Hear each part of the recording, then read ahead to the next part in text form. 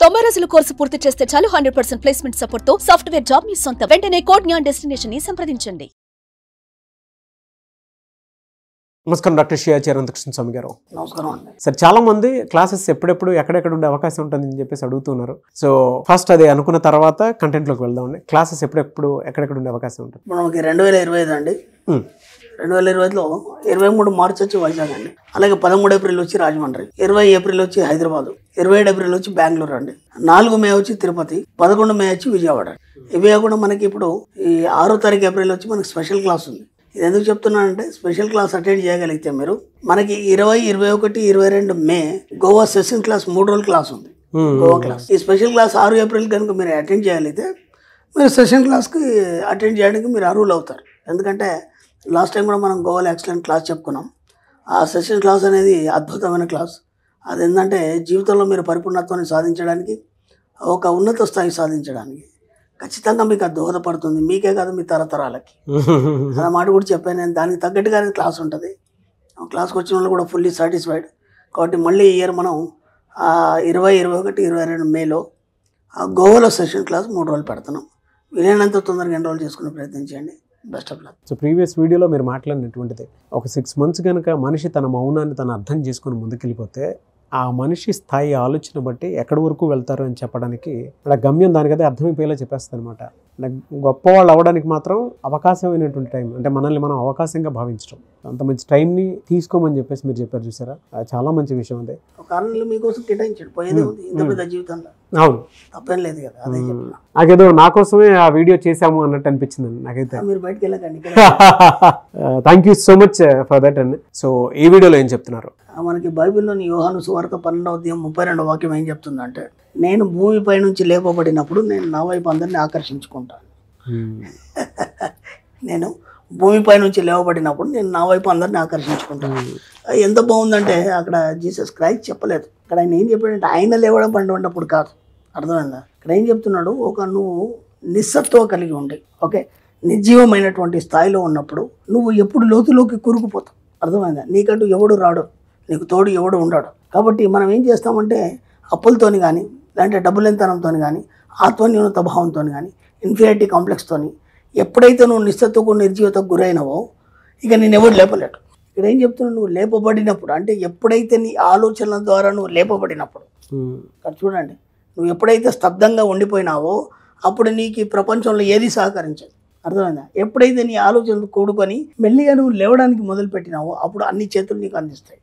ఎప్పుడైతే నువ్వు లేపబడినప్పుడు నా వైపు అందరినీ నేను ఆకర్షించుకుంటాను అంటే, ఎప్పుడైతే నీకు ఆలోచన లేకుండా స్తబ్దంగా ఉండిపోతావో అప్పటి వరకు నీ దగ్గరికి ఎవరు రారు, నీ దగ్గరికి ఎవరు రారు, నేను ఎవరు చూడాడు. కాబట్టి ఒక కొత్తదానాన్ని, సృజనాత్మకతను కోరుకొని నువ్వు ఖచ్చితంగా నేను ఒక ఉన్నత స్థాయికి వెళ్ళాలనుకున్నప్పుడు కానీ, లేదంటే ఒక గొప్ప స్థాయికి నేను వెళ్ళాలనుకునే ఒక ఆలోచన వచ్చిన మరుక్షణం 10 చేతులు నీ వైపు రావడం అనేది మొదలవుతుంది.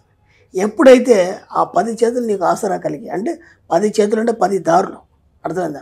ఆ 10 దారుల్ని నువ్వు ఆలోచించి నీ ఆలోచనలు ఒకటిగా ఆలోచన అల్లికని మొదలుపెట్టినప్పుడు ఆలోచన అల్లిక ఒక బంధంగా ఏర్పడి ఆ బంధం నిన్ను పైకి లేవనెత్తుతుంది.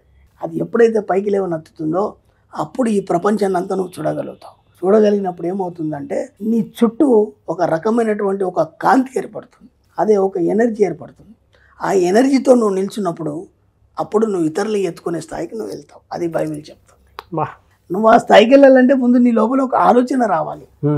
నిన్ను పైకి ఎత్తబడినప్పుడు, ఎప్పుడు ఎత్తబడతావు, నీ ఆలోచనలు మారినప్పుడు నువ్వు పైకి ఎత్తబడతావు. అప్పుడు ప్రపంచం అంతా నీ వైపు ఉంటుంది. అర్థమైందా? అంటే అప్పుడు నువ్వేమవుతావు అంటే, నువ్వు ఈ ప్రపంచాన్ని వెలుగునిచ్చే స్థాయికి నువ్వు వెళ్ళిపోతావు. అర్థమైందా? నీకు ఎలాంటి ఆలోచన లేదు, నువ్వు స్తబ్దంగా పడి ఉన్నావు, నీతో ప్రపంచానికి ఏం అవసరం, నువ్వు ప్రపంచానికి ఎలా ఉపయోగపడతావు. నేను అదే చెప్తున్నాను. నువ్వు ఒక వ్యక్తి ఇక్కడ వచ్చినప్పుడు నీకు నువ్వుగా జీవించడం కాకుండా నువ్వు ఈ సమాజానికి ఎంతో కొంత ఉపయోగపడి నీ యొక్క జన్మను ఇది చేసుకోవాలి. అది లేనప్పుడు నువ్వు ఇక్కడ జన్మ తీసుకోవడం కూడా వేస్టే. అది ఏదైనా కావచ్చు. కాబట్టి నువ్వు ఆ స్థాయికి రావాలి. నువ్వు ఎంతోమందిని ఉద్ధరించాలి. ముందు నువ్వు ఉద్ధరించబడాలంటే ముందు నువ్వు లేవాలి. నువ్వు లేచినప్పుడు కదా నువ్వేం చేయాలని నీ కర్తవ్యం అనేది నీకు అర్థమవుతుంది.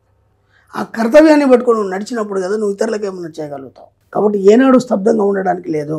కాబట్టి ఈ భూమిపై లేవనెత్తబడినప్పుడు అందరినీ నా వైపు ఆకర్షించుకుంటాను. అసలు ఇది ఎందుకు చెప్పబడే నాకు ఫస్ట్ అర్థం కాలేదు. భూమిపై లేవనెత్తబడినప్పుడు అంటే నువ్వు పడుకొని ఉన్నావు, నిద్రావస్థలో ఉన్నావు, సుషుప్తావస్థలో ఉన్నావు. ఎలా ఉంటుందంటే అప్పుడప్పుడు మనకు ఒక లేజినెస్ వస్తుంది. ఆ లేజినెస్ ఎట్లా ఉంటుందంటే ఇప్పుడు మనం అర్జెంట్ లేసి వెళ్ళాలి, కానీ పోదాంలే ఇంకొక అరగంట ఉంది కదా, ఇంకొక గంట ఉంది కదా అని చెప్పేసి అలా నిద్రపోతుంటాం మనం. అర్థమైందా? ఆ చివరి క్షణం వరకు కూడా మనం లేజినెస్ అని ప్రయత్నం చేస్తాం. ఎప్పుడైతే మనం అప్పుడు లేచి వెళ్ళేసరికి అక్కడ టైం మించిపోవడం అనేది జరుగుతుంది. కాబట్టి ముందు నువ్వు లేస్తే కదా అక్కడ పని అవుతుంది. అవును. కాబట్టి నువ్వు లేవబడినప్పుడు ముందు నీలోంచి ఆ నిస్సత్వ నీరసం అవన్నీ తీసేసి నీ యొక్క లక్ష్యం ఏంటి, నీకు డబ్బు సంపద ఐశ్వర్యం ఉందా, ఇంకా ఏముందా, నీ లక్ష్యాలు ఏవైతున్నాయో వాటి కోసం ముందు నువ్వు లేవాలి. లేచి ఏం చేయాలి? ప్రయత్నం చేయాలి. ప్రయత్నం చేసి దానివైపు నువ్వు ప్రయాణం చేసినప్పుడు అప్పుడు నువ్వు కదా బయటకు కనిపిస్తావు. అప్పుడు నువ్వేం సాధించావు అనేది ప్రపంచానికి చూపించు. అప్పుడు నీ యొక్క వెలుగు అనేది ఆ ప్రపంచం మీద ప్రసరితం అవుతుంది. అప్పుడు అందరు నీ బాటలో నడుస్తారు. ఊరికైనా జీసస్ వెనకాల అందరు నడవలేదు, ఊరికైనా కృష్ణుడు వెనకాల భగవద్గీత అందరు నడవలేదు, ఊరికైనా మహత్ప్రవక్త వెనకాల అందరు నడవలేదు.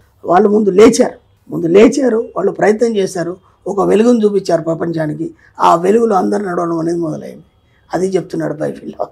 కాబట్టి నువ్వు ఏం సాధించాలనుకున్నా, ఏం చేయాలన్నా ముందు నువ్వు లేపబడాలి, నువ్వు లేవగలగాలి. లేచినప్పుడు మాత్రమే ఏదైనా సాధ్యం అవుతుంది. అది చెప్పబడుతుంది. ఆయన లేవడం కాదు, మిమ్మల్ని లేవమని చెప్తున్నాడు. చాలా డీపర్ మీనింగ్ అంటే బైబిల్లో చాలా వాక్యాలు చెప్పబడ్డాయి. తర్వాత ఎంతోమంది వచ్చారు, వాటిని వాక్యీకరించారు, కానీ అసలు అవన్నీ చెప్పినవి మన గురించే. నువ్వు ఎలా ఉండాలి, నేను ఇంతకుముందు బోలెడు చెప్పాను ఆ బైబిల్ నుంచి కొన్ని వాక్యాలు. ఖురాన్ నుంచి కూడా మంచి చక్కని మనం సూఫీ కథలు చెప్పుకున్నాం మనం. అలాగే మన ఆధ్యాత్మిక పరంగా, హిందూ ఆధ్యాత్మిక పరంగా బోలెడు చెప్పుకున్నాం, మైథాలజీ, హిందూ మైథాలజీ. దాని పరంగా నేను చెప్పేది ఏంటంటే ఆ 4 వాక్యాలు, 4 పదాలు, ఆ 4 పదాల్లో ఎంత మీనింగ్ ఉంది అది నాకు బాగా చెల్లించాను నేను. ఈ వాక్యం విన్నప్పుడు అసలు నన్ను భూమిపై లేవబడినప్పుడు నేను అందరినీ నా వైపు ఆకర్షించుకుంటాను. అంటే ముందు నువ్వు స్టాండర్డ్ కావాలి, నువ్వు ఒక ఉన్నత స్థాయికి ఎదగాలి. అప్పుడు కదా నువ్వు ప్రపంచానికి ఏమైనా చెప్పగలుగుతావు. నువ్వే లేవలేదు, నువ్వే అట్ట పడుకొని ఉన్నావు, నువ్వేం చేయగలుగుతావు, నీతో ఏం సాధ్యమవుతుంది ఒక్కసారి ఆలోచించు. కాబట్టి ముందు నువ్వు లేచి నువ్వేంటో సత్తా చూపించినప్పుడు అప్పుడు ప్రపంచానికి నువ్వేంటో తెలుస్తావు. తెలవాలన్నప్పుడు ముందు నువ్వు లేవాలి. అది చెప్తున్నాడు. లేవడానికి కూడా ఒక అర్హత కావాలి, అది ఆలోచన స్థాయి మరేలా ఉండాలి.